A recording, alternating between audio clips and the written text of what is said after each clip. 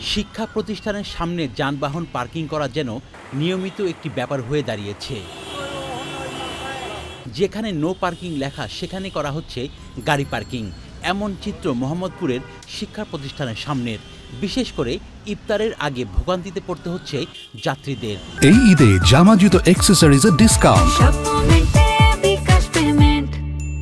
বেশিরভাগ সময় এখানে এক লাইন করে রাখি আর কি। এখানে আর পার্কিংয়ের কোনো ব্যবস্থা নাই। এখানে আমরা ওই আসার পর থেকে এভাবেই রাখি আর কি। দীর্ঘদিন ধরে আমরা এই যে 3 বছর ধরে যেভাবে আছি এভাবেই রাখতেছি। গাড়ি তো ড্রাইভারই নিয়ে আসে, গার্জেন আসে না, সেক্ষেত্রে গাড়িটা রেখে বাচ্চাটা বের করে চলে যায়। এত বড় শিক্ষা প্রতিষ্ঠান বানাতে পারছে, পার্কিংয়ের জন্য জায়গা বানাতে পারে নাই। রাস্তার মাঝখানে গাড়ি রাখতে হবে এমন কোনো কথা। পাশের ধানমন্ডি এলাকার কোচিং সেন্টারের সামনেও দেখা যায় যানবাহন পার্কিং করায় যানজটের সৃষ্টি হয়।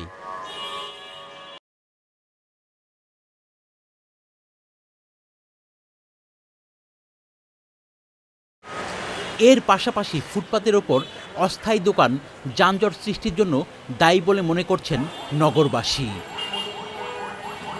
Shakir Adnan, channel I, Dhaka.